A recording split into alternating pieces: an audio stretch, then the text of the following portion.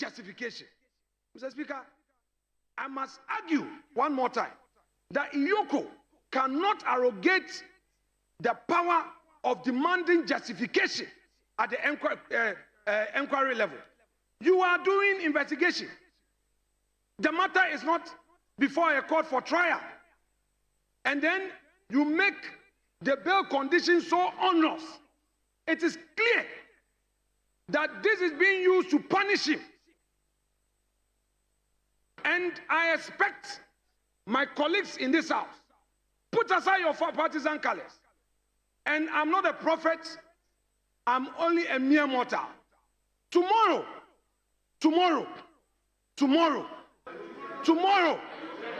it may be you.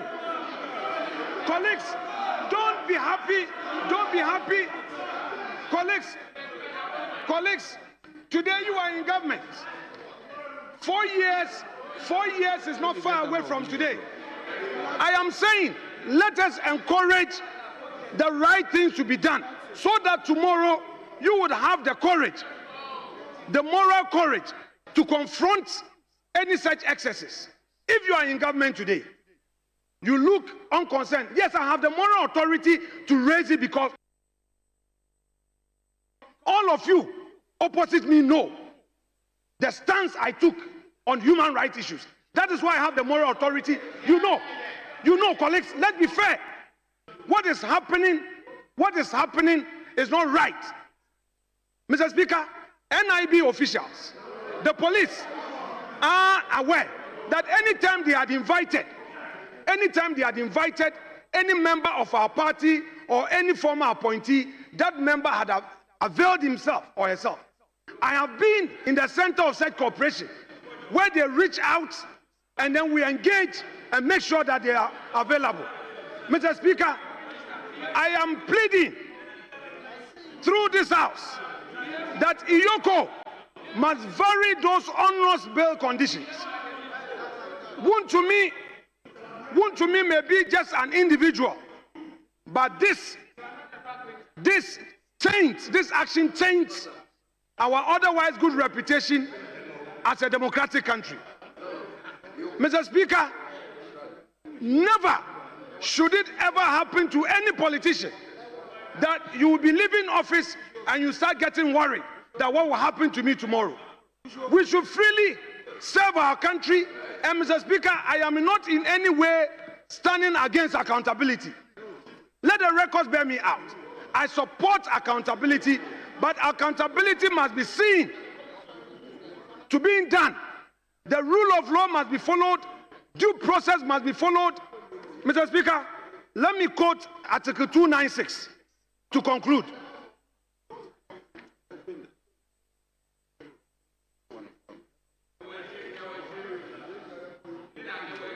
No, 296. Mr. Speaker, 296, with your leave, I read. Where in this Constitution or in any other law, discretionary power is vested in any person or authority, A, that discretionary power shall be deemed to imply a duty to be fair and candid. B, the exercise of the discretionary power shall not be arbitrary, capricious, or biased, either by resentment, prejudice, or personal dislike, and shall be in accordance with due process of law.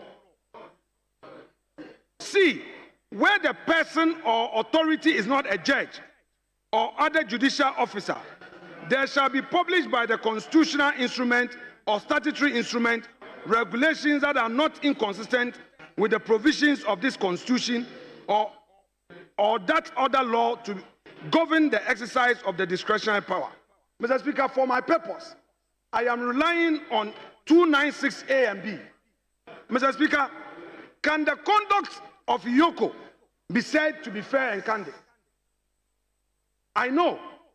Honorable Minority Leader, you are asking the House to make a pronouncement on the conduct of Iyoko? I haven't said so. Mr. Speaker, I haven't said so. So what do you expect us to do? Mr. Speaker, I haven't said so. I am bringing to your attention, subject to the leave granted me, a matter of national importance. public importance. Mr. Speaker, please permit me to proceed. Tomorrow, it may be you. Mr. Speaker, tomorrow, it may be you, and I'll be there for you. Mr. Speaker, tomorrow, today, some of our colleagues are in government. You can never tell. Something may happen that may not be your fault. We would all remain in this chamber, and you may call on us. You are in government today.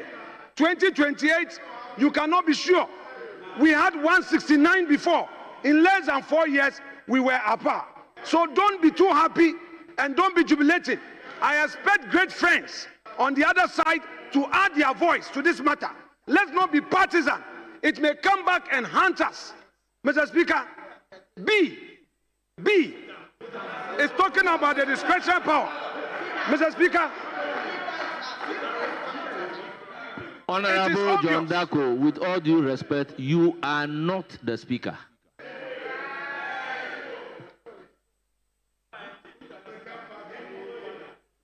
Mr. Speaker, it is clear from what is happening that Iyoko is being capricious, that Iyoko is being biased, and, Mr. Speaker, we must not entertain it.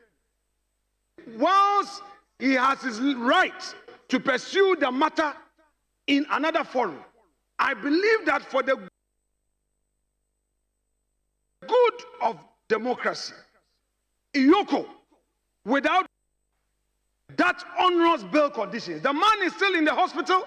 You are demanding 50 million worth of property. And Mr. Speaker, the sad part of it is that if the individuals go there, they bail Mr. Speaker, the sureties. Colleagues, pay attention to this.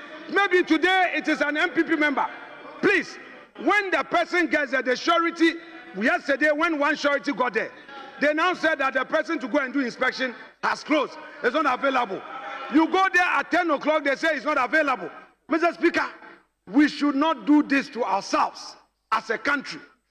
It may be tomorrow that you will be the one at the receiving end. I so submit and pray that as a house, we will not be partisan in this matter,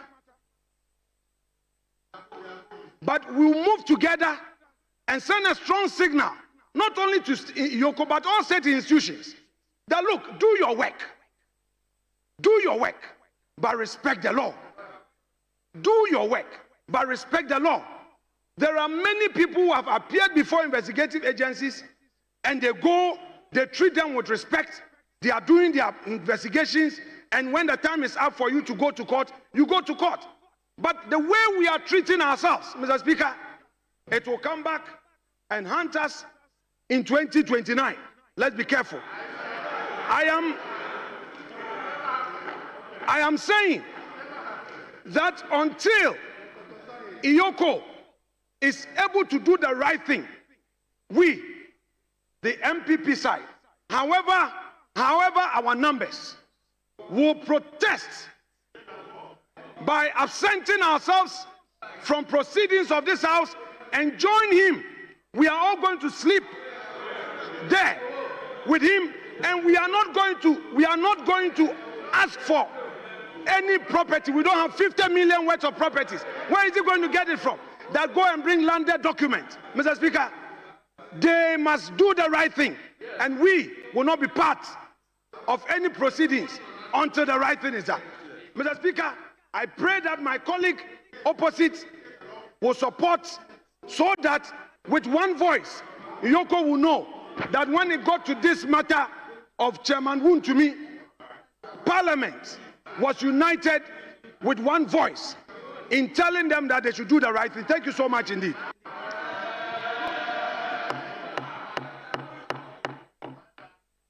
Honorable members, I was thinking whether this is a matter to open up for a debate.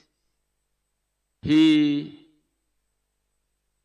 is seeking the leave of the House to draw the House attention to a matter of urgent public importance. And I have listened carefully to him. I will want the House to take a look at Article 125 of the Constitution, particularly clause 1, 2, and 3, and have the view as to what we should be doing in the circumstances. Honorable members, let me read. Article 125. Justice emanates from the people and shall be administered in the name of the Republic by the judiciary, who shall be independent and subject only to this Constitution. 2. Citizens may exercise popular participation in the administration of justice through the institution of public and customary tribunals and the jury and assessor system. 3. The judicial power of Ghana shall be vested in the judiciary. Accordingly, neither the President, nor Parliament, nor any organ or agency of the President or Parliament shall have or be given final judicial power. So he's drawn the attention to a matter of public urgent importance, and having regard to the constitutional principle, the supreme law of the land, above and beyond which no further law exists. What then is expected of Parliament? I believe this is a matter that can adequately be addressed by the judiciary. For me, if a decision of an institution can be challenged at the court, if a security agency poses a bail condition that you feel that the bail condition is harsh, I do not think Parliament will have the authority to call for a review of that particular decision. If a person is detained beyond the stipulated constitutional period, what we should do is very clear. So, in the circumstances, I will want to bring the statement time to an end. So, statement has accordingly ended. Deputy Majority Whip, any indication? Now, what kind of reporting? I'm say reporting.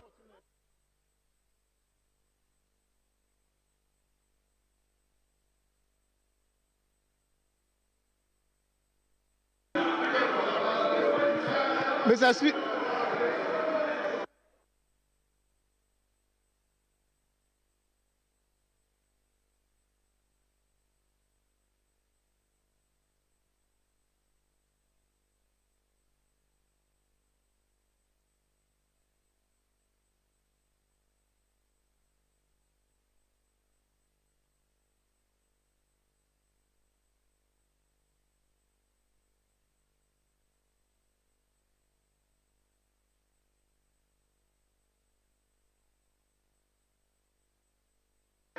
Honourable members, order.